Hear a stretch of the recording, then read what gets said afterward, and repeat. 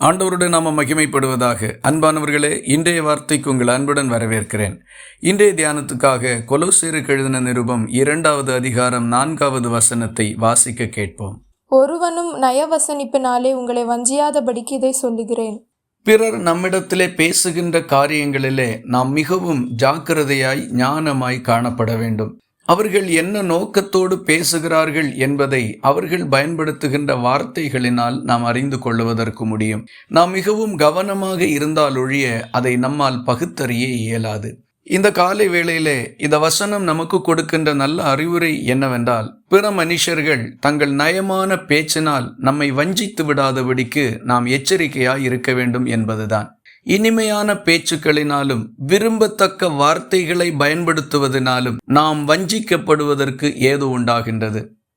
சாதாரணமாக நம்மோடு பேசுகிற ஒரு மனுஷனிடத்தில் எச்சரிக்கையாக இருக்க வேண்டியதில்லை. ஆனால் சூழ்நிலைக்கு மாறாக அன்பாக இருப்பது போல, நம்மேல் அக்கறை எடுத்துக்கொள்வது போல நடந்து கொள்ளுகின்ற எந்த மனுஷனுக்கும் நாம் எச்சரிக்கையாக இருக்க வேண்டும்.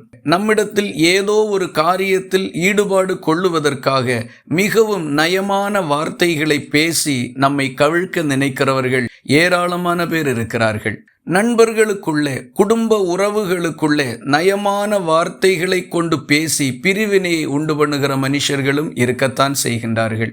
நம்முடைய உள்ளத்தில் மறைந்திருக்கக்கூடிய இரகசியத்தை அறிந்து கொள்வதற்காக இதமான வார்த்தைகளோடும் நயமான சொற்களோடும் நம்மை அணுகுகிற மனுஷர்களும் உண்டு. ஆகவே எந்த ஒரு மனுஷனும் தன்னுடைய நயமான வார்த்தைகளை பயன்படுத்தி நம்மை கவிழ்க்காதபடி, ஏமாற்றாதபடி, ஏதோ ஒரு பிரச்சனையில் அகப்பட வைக்காதபடி, ஏதோ ஒரு காரியத்தில் பிரிவினை உண்டாக்கி விடாதபடி, நம்முடைய மனதில் மறைந்திருக்கின்ற இரகசியங்களை அறிந்து கொள்ள விடாதபடி மிகவும் ஜாக்கிரதையுள்ளவர்களாய் காணப்படுவோம்.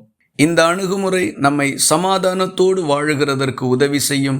பிற மனுஷர்களுடைய கண்ணிகளிலிருந்து நம்மை பாதுகாக்கும். இந்த வார்த்தைகள் இந்த நாள் முழுவதும் உங்களுக்கு ஒரு ஆசீர்வாதமாய் இருப்பதாக. ஜெபிக்கலாமா? எங்களை நேசிக்கிற அன்பு நிறைந்த நல்ல ஆண்டவரே, நாங்கள் உம்மை நன்றியோடு துதிக்கிறோம்.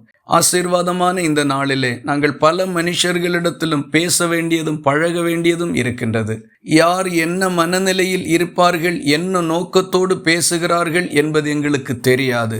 ஆகிலும் எங்களோடு கூட இருக்கிற சர்வ வல்லமையுள்ள தேவன் அவர்களுடைய பேச்சையும் நோக்கத்தையும் அடையாளம் காண எங்களுக்கு உதவி செய்தருளும்படி ஜெபிக்கிறோம். நய வசனிப்பிலே நாங்கள் வஞ்சிக்கப்பட்டு போகாமல் எங்களை பாதுகாக்கும்படி ஒப்பு கொடுக்கிறோம். ஜெபத்தை கேட்டதற்காக ஸ்தோத்திரம். இயேசு கிறிஸ்து மூலம் வேண்டிக் கொள்கிறோம் எங்கள் அன்புள்ள நல்ல பிதாவே, ஆமேன். கர்த்தர் தாமே உங்களை ஆசீர்வதிப்பாராக.